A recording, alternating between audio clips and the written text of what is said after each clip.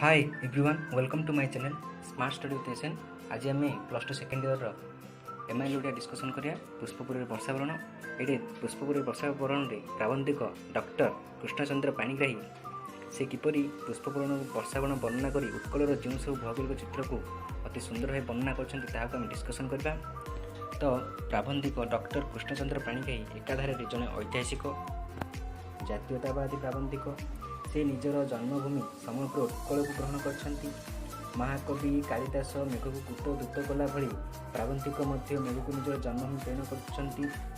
प्रबंधरू प्राबंधिकों भौगोलिक ज्ञान और जातीयता बहुत स्पष्ट भाव प्रकाश पाई। पुष्पपुर वर्षावरण पुष्पपुर शीघ्न कजल कांतिमय मेघमाला को स्वागत करने पर प्राबंधिक मेघ को पुष्प अर्घ्य मानस कमल अर्पण कर निज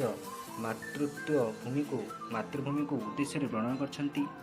जलभाव जो उत्कल हाहाकार पड़ी तेणु जलद को अविरत बारिपात कर पुष्पपुर को उज्जवल श्यामल करने लेखक जलद को अनुरोध करछंती।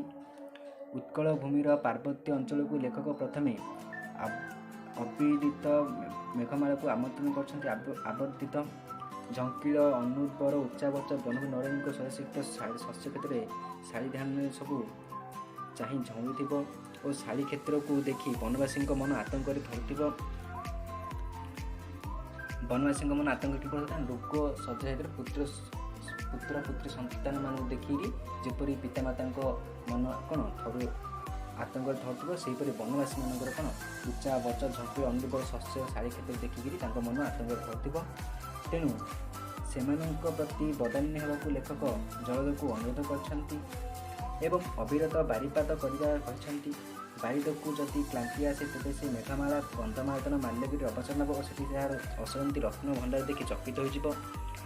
महावनरू दक्षिणाभिमुखी हुई बारिबाह संबलपुर अंचल पहुँचब जी कि संबलपुर कौन सुक्ष्मशाली गंताघर भाई परिचित।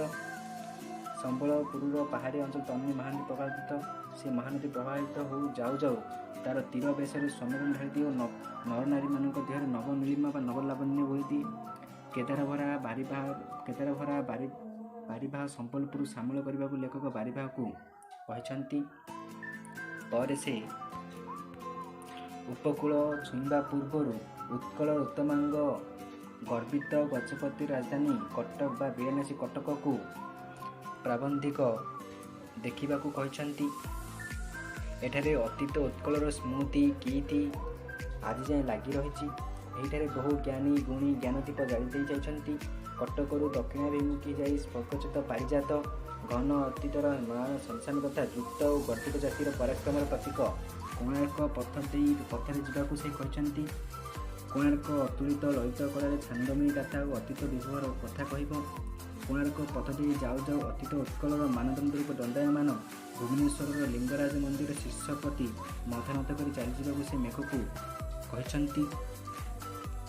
पर से कोणार्कर बारिबाह को कोणार्कर चारुचूड़ा चुंबन कर चंचल गति नीलाचल को गति करने बेले साक्षी पाखे मंचू छुरीआना और बकुल वन को मृत्यु स्पर्श दे श्यामल करने को लेखक कहते।